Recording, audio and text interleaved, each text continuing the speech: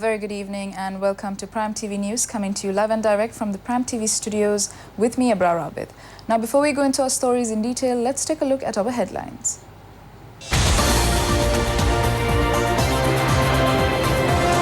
President says many are with him in the fight against drugs.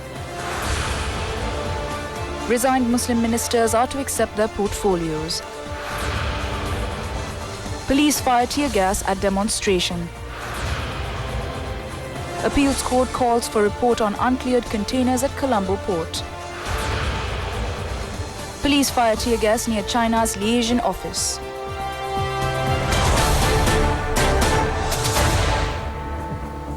In our lead story, President Maithripala has said that he is not left alone in the battle against narcotics and that 90% of the people are along with him. The president was addressing a function organized in Maithripala. The function was organized at the Sabaragamu Provincial Council complex on behalf of the introduction of the program Sabaragamu Lassanai and the charter related to Kitul.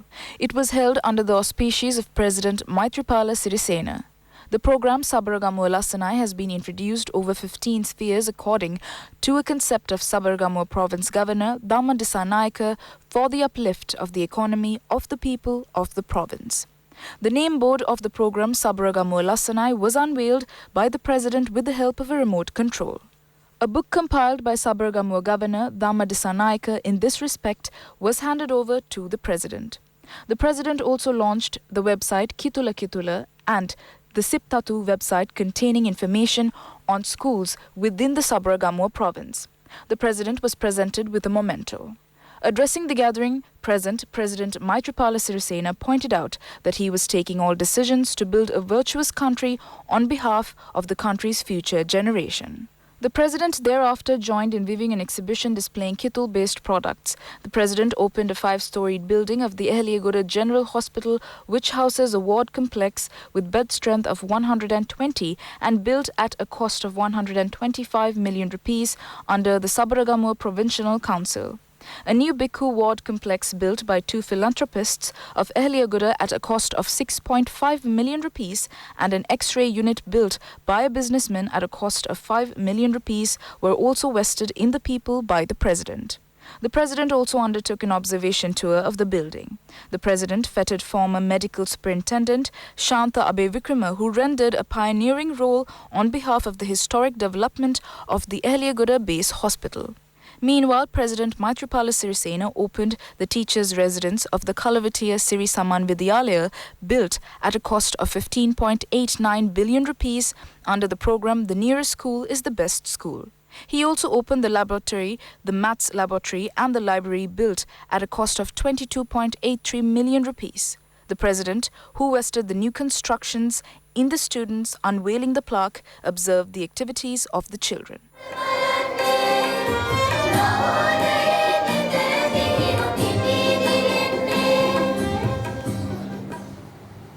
Muslim parliamentarians have decided to take oaths as ministers. This decision has been taken following talks held today. The Muslim ministers who gave up their portfolios had talks with Prime Minister Ranil Wickremesinghe at Temple Trees yesterday. During these talks, the Prime Minister requested them to take back their portfolios. Accordingly, they had talks with the parliamentary group today. Following these discussions, the parliamentarians have taken a decision to take back their ministerial portfolios. Certain groups levelled accusations that the inquiries held after the Easter attacks will be influenced by the Muslim ministers. Thereafter, at the request of the Prime Minister, they took a decision to give up their portfolios. Even though they took a decision not to accept their ministerial portfolios until the inquiries with respect to their accusations are completed, Kabir Hashim and MHA Halim took oaths as ministers.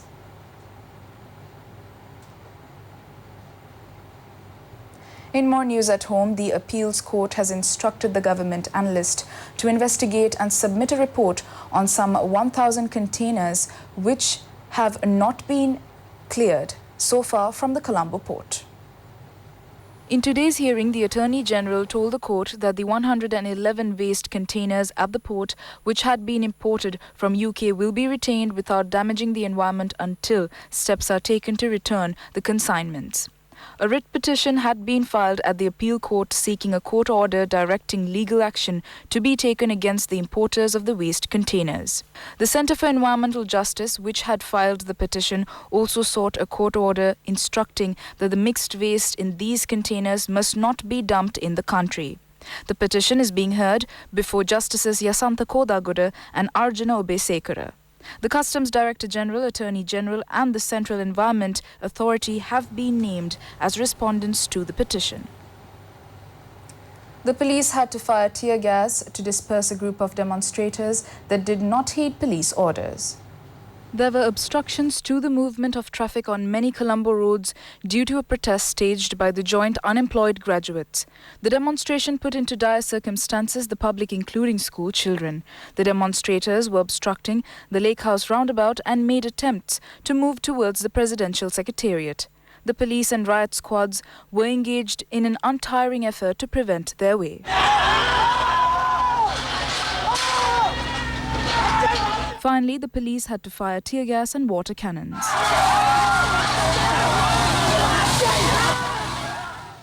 In more news, 3 persons were killed in an accident that happened in the Maithripala area along the Jaffna-Kandy A9 highway. The accident happened in the Vahamalugollava area on the Maithripala-Anuradhapura road. The accident took place when a super luxury bus plying towards Jaffna collided head-on with a lorry that was operating towards Dambulla. A group that was on its way from Kattunayaka accompanying a person who had returned from abroad met with this accident.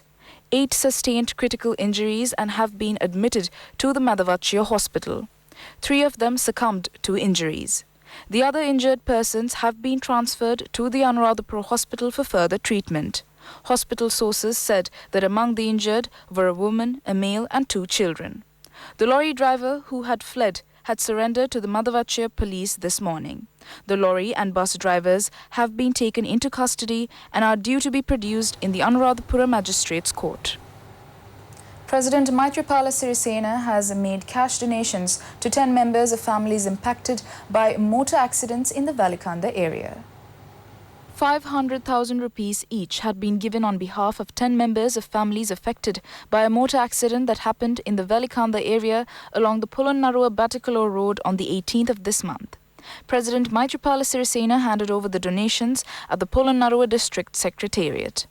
A sum of 500,000 rupees was donated on behalf of the nutritious sponsorship of weightlifting members who will be participating in the 2020 Olympic Games. The President also handed over a grant including cash awards, computers and musical instruments following shortcomings existing in several schools in the Polonnarua district. Cash awards were also presented to Chatura Malinda, a child who requires special needs for his future requirements, and to Diyasempura Sadeepa Anuhas Subisingha for his future educational activities. In the meantime, President Maithripala undertook an observation visit to the Polonnarua Technological Museum.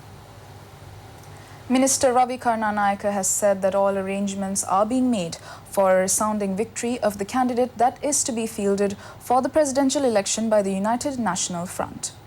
A sports festival organized by the National Youth Services Council was held at the SDS Jayasingha grounds in Dehivala under the patronage of Minister Ravi Karnanayaka. On this occasion, the minister announced that an announcement on the presidential candidate will be made within the next 2 months. The minister further said that the United National Party and the Front are ready to see their candidate will achieve a resounding victory at the presidential election. A candidate who can win will be fielded. He emphasized that the United National Party will be presenting a candidate who can win the election. They will not be fielding someone who will enter into deals.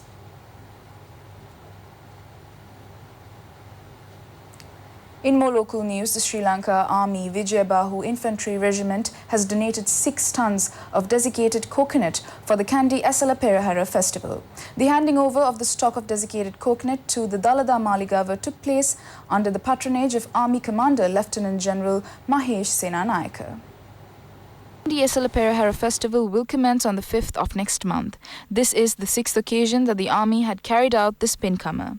In addition, desiccated coconut was also donated to the 4 Mahadevalas. Expressing his views on the occasion, the Army commander said that they expected to hold the Esala Mahaperahara festival within a peaceful environment. He called on the people to come to Kandy and participate in the SLA festival without any fear. He said that the armed forces and the police are strong to assure the security of the people. He said that they are dedicated to ensure that security. The army chief said that security in the country has been consolidated. Diyavadana Nilame Pradeep Nilangadala, Central Province Commander Major General Laksari Vaduge and Major General Senarath Bandara of the 11th Division were among those present on the occasion. In more news at home, the Supreme Court today announced that the petitions filed against two top state officials over the failure to prevent the terrorist attacks on April 21st will be taken up for further hearing on the 3rd of September.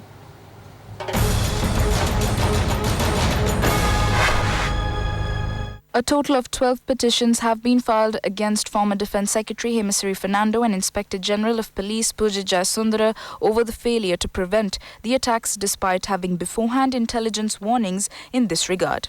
During today's hearing, lawyer Salia Pires, appearing for three priests who had filed a petition, told court that the political authorities must be held responsible for this tragedy. A 7-member judge bench headed by Chief Justice Jayanta Jayasuriya, which is hearing the case, announced that the petitions would be taken up for further hearing on the 3rd, 4th and 5th of September. Attorney General Dappula de Oliveira appeared before court in person today. 8 persons, including maths tutor Nuan Amaratunga, have been remanded until the 5th of August over a recent assault by the Attanagala Magistrates Court today. The suspects include the bodyguards of the teacher who has been accused of assaulting a van driver after overtaking the vehicle along the Kandy Road in Kalagirihena this month.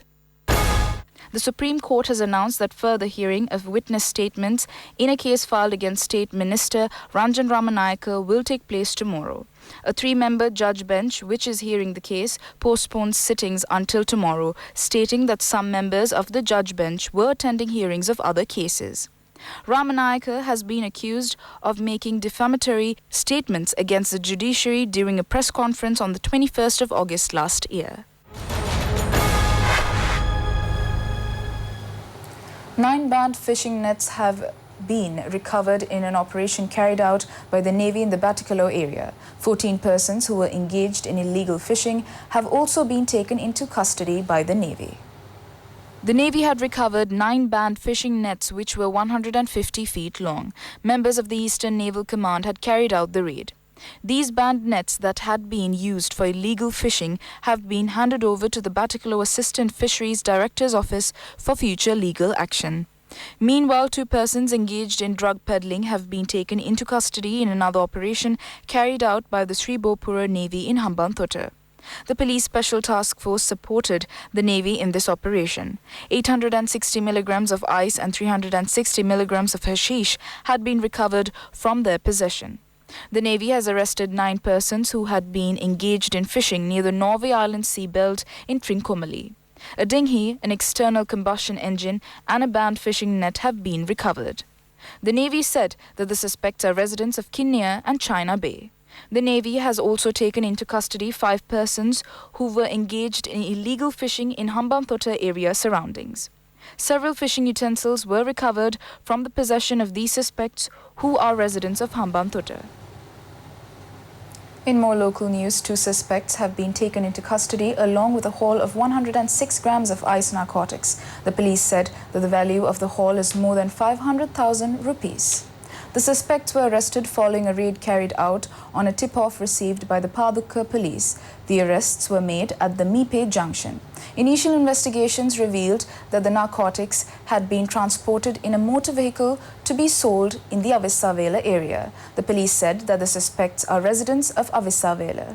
It was further revealed during the inquiries that both suspects were wanted by the Avisavela police. The suspects are due to be produced in the Homagama Magistrates Court.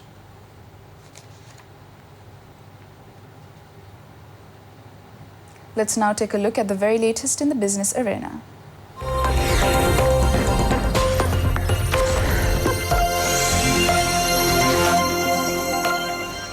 Sri Lanka's tea exports in the first half of this year have reached to highest ever of 121.8 billion rupees, up by 7% from the earlier record established in the corresponding period of last year despite a drop in volume. Forbes and Walker Tea Brokers said FOB value for the first half of 2019 was 839 rupees and 46 cents per kilo, up by 11 rupees and 33 cents per kilo from a year earlier.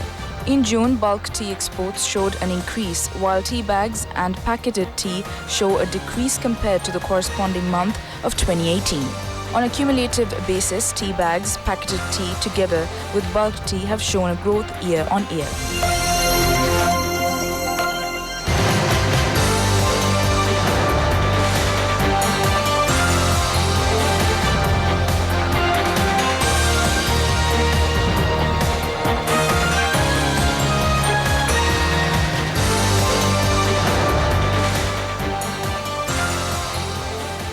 And that is all the news for today. Do join us again tomorrow, and in the meantime, do visit our website www.itnnews.lk, your go-to source for the very latest in news at home and overseas. For the Prime TV News team, I'm Abrar Abid. A very good evening and take care.